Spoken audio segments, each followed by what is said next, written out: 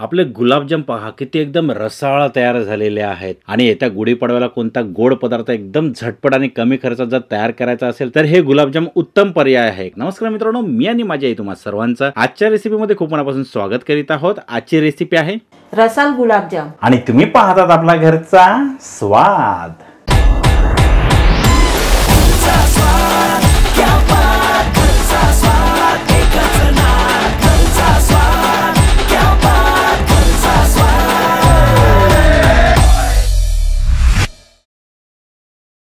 तर इथे बघा मी गिट्स गुलाबजामुनचं पॅकेट घेतलेलं आहे.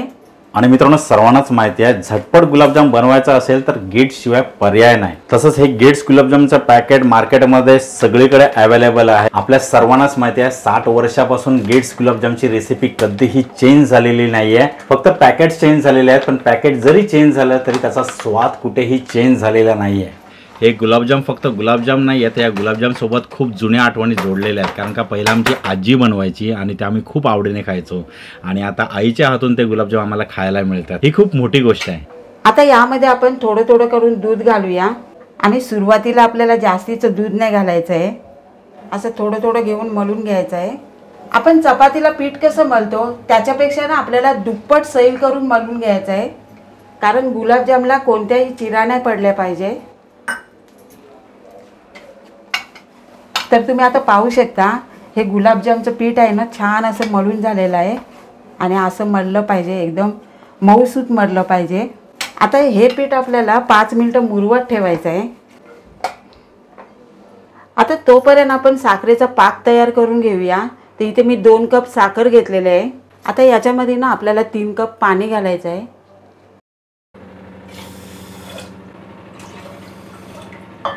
आता यामध्ये ना आपण वेलची सुद्धा घालूया आणि ही वेलची आहे ना ते मी फोडून घेतलेले आहे. हे बघा असे फोडून घेतलेले आहे. आता आपण गॅस पेटवूया. चला आता आपण गुलाबजामचे गोळे तयार करून घेऊया. आणि गोळे तयार करताना आपल्याला काय करायचं आहे, थोडंसं अगदी आपल्या हाताला ना तूप लावून घ्यायचं आहे. हे बघा असं चिरा नाही पडल्या पाहिजे. चिरा वगैरे पडल्या ना मग ते तेलामध्ये तळताना आहे ना त्या चिरा मोठ्या होऊन जातात आणि एक वेळेला काय होतं गुलाबजाम आहेत ना ते तेलामध्ये फुटतात सुद्धा. तर त्यामुळे ही गडबड करू नका. जर तुमचं पीठ जर घट्ट झालं ना तरच चिरा पडू शकतात, त्याच्यामुळे सैल मळून घ्या. तर हे बघा असे गोळे तयार करून घ्यायचे आहे. तुम्ही पाहू शकता चिरा अजिबात गेलेल्या नाही. तर आता तुम्ही पाहू शकता आपले सर्व गुलाबजाम तयार झालेले आहेत. आणि हातावर जर गुलाबजाम वळले जात नसतील ना तर काय करायचं, थोडंसं हाताला ना तूप किंवा तेल लावून घ्यायचं, म्हणजे व्यवस्थित वळले जातील. मेन म्हणजे ना चिरा सुद्धा नाही पडणार. तर आता तुम्ही पाहू शकता आपला पाक आहे ना तो तयार झालेला आहे. आता मी तुम्हाला दाखवते. तर हे बघा असं चिकट झाला पाहिजे थोडासा. आपल्याला 1 तारी किंवा 2 तारी पाक नाही बनवायचा आहे, फक्त असं चिकट झाला पाहिजे. तर आता आपण गॅस बंद करून घेऊया. आता हे गुलाबजाम आहेत ना ते आपल्याला साजूक तुपामध्ये तळायचे आहेत. तर आता या कढईमध्ये आपण गिट्सचं साजूक तूप घालूया आणि गॅस आपल्याला स्लोच ठेवायचा आहे. आणि मित्रांनो, दुसरी गोष्ट म्हणजे गिट्स गुलाबजामुन मिक्स हे पॅकेट्स बाजारात इझिली अवेलेबल आहेत. तुम्ही आपल्या जवळच्या कोणत्याही लोकल किराणा स्टोअर्स मधून किंवा सुपर मार्केट्स मधून हे पॅकेट्स अवेलेबल करू शकता.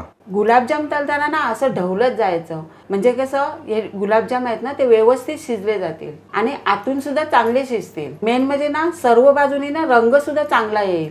क्या बात आहे. म्हणून मित्रांनो, बऱ्याच वेळेला गुलाबजाम खाल्ल्यानंतर आतला भाग आहे ना थोडासा कच्चा वाटू लागतो. त्याचं हेच कारण आहे की गुलाबजाम मध्यम आचेवरती तळले आहेत, त्यामुळे बाहेरून ते चांगले शिजतातच पण आतून ते कच्चेच राहतात. बऱ्याच वेळेला बघा कुठे मिठाईवाल्याकडे आपण गेलो तर बाहेरून ते चांगले शिजलेले असतात आणि आतून सुद्धा तितकेच सॉफ्टली शिजलेले असतात. पण घरी जेव्हा हे आपण गुलाबजाम ट्राय करायला घेतो ना तर त्यावेळेला अशी काही गफलत होते. तर ही आता गफलत तुमची यापुढे होणार नाहीये, कारण का मस्त आईने टिप्स सुद्धा दिलेल्या आहेत. तर या नक्कीच तुम्हाला कामी येतील.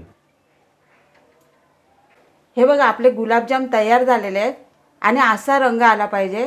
आता आपण काढून घेऊया.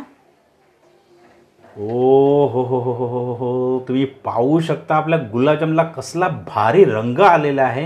हे जे परफेक्शन आहे ना ते आलं पाहिजे. जर गुलाबजामवरती छोटी जरी चीर असली ना तर ती तळताना मोठी होत जाते, म्हणून वळवतानाच व्यवस्थित वळवून घ्यावे. आणि हो, एकदा का आपले गुलाबजाम तयार झाले की लगेचच आपल्याला पाकामध्ये घालायचे आहेत, कारण ते गरम असताना सर्व पाक शोषून घेतील. पण पाकात घालण्या अगोदर पाक हा थंड नसावा, थोडासा ना गरम असायला हवा. आणि एक विशेष टिप म्हणजे एक बॅच तळल्याच्या नंतर दुसरी बॅच तळण्याआधी 2 मिनिटं गॅस बंद ठेवावा आणि त्याच्यानंतर पुन्हा पेटवायचा, म्हणजे तेलाचं जे टेम्परेचर आहे ना ते मेंटेन राहील. नाहीतर सुरुवातीलाच गुलाबजामुन करपायला सुरुवात होईल. आणि लक्षात ठेवा की जेवढे स्लो गॅसवरती तळता येतील ना तेवढे तळायचा प्रयत्न करा, म्हणजे गुलाबजाम हे परफेक्ट 100% होतील. तर हे बघा, मी सर्व गुलाबजाम तयार करून घेतलेले आहेत. आता काय करायचं आहे, आपल्याला 30 मिनिटं पाकामध्ये मुरवत ठेवायचं आहे. तर याच्यावर आपण झाकण ठेवूया. अशाच नवनवीन आणि घरगुती रेसिपींसाठी घरचा स्वाद हे चॅनल नक्की सबस्क्राईब करा. चला आता आपण झाकण खोलूया. आता तुम्ही आपले गुलाबजाम पाहू शकता, पहिल्यापेक्षा किती फुललेले आहेत. बघितलं मित्रांनो, जर गुलाबजामचं गणित असं व्यवस्थित जुळून आलं ना की असे मस्त मुलायम आणि रसाळ गुलाबजाम आपल्याला खायला मिळतात. क्या बात आहे. तेव्हा ना ही रेसिपी पाहून गुलाबजामुन बनवणं किती सोपं आहे याची आता तुम्हाला खात्री बसलीच असेल, हो की नाही. आता तुम्ही सुद्धा गेट्स गुलाबजामुन मिक्स पॅकेट्स घरी घेऊन या आणि स्वादिष्ट गुलाबजामुनचा आस्वाद घ्या. पण त्या अगोदर आजची रेसिपी तुम्हाला कशी वाटली खाली कमेंट बॉक्सच्या माध्यमातून आम्हाला कळवायला सुद्धा विसरू नका. आणि चला अशीच एक तुमच्या आवडीची रेसिपी घेऊन पुढच्या येत्या व्हिडिओमध्ये आपण लवकरच भेटणार आहोत. वेळ काढून आजच्या रेसिपीचा हा व्हिडिओ पाहिल्याबद्दल थँक्यू.